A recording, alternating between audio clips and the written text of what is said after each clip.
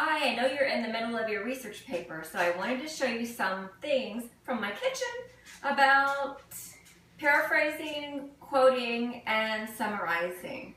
So first of all, I want to show you, pretend this is your library and you've gone here and you've taken some sources that you can use in your paper. The first one is going to represent the paraphrase. It's going to be the same size as the original. So you're going to put it in your own words, and it's going to look a little bit different, but it will be the same size. Now, as always, when you use a paraphrase, make sure that you have a signal phrase that mentions the author's name or the article. And also with a paraphrase, people don't know this sometimes, but you need to have documentation for your paraphrase. Now for a quotation, you must take the words exactly. And what you do is you kind of like take a part of something sometimes. And so maybe I'm not going to quote this part. I'm going to quote this part, but I'm going to leave out some of the middle.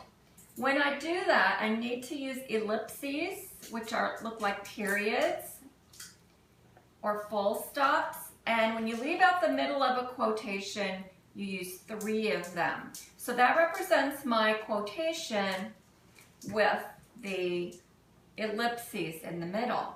As always, remember to use the signal phrase to introduce. And what do you need at the end of a quotation? The documentation in parentheses. The third way that you can use an outside source in your paper is a summary. Now with a summary, it needs to get smaller than the original. So what you do is you condense it into fewer words. You may drop out a few parts, but you keep the original message.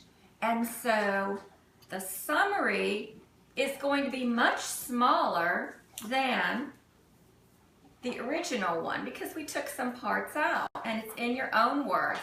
And as always, when you introduce the summary, give a signal phrase like she wrote, or this author from the University of Florida explains, and then you give your summary. And what goes at the end? Documentation in parentheses. The very last thing we're going to need in a paper like this is going to be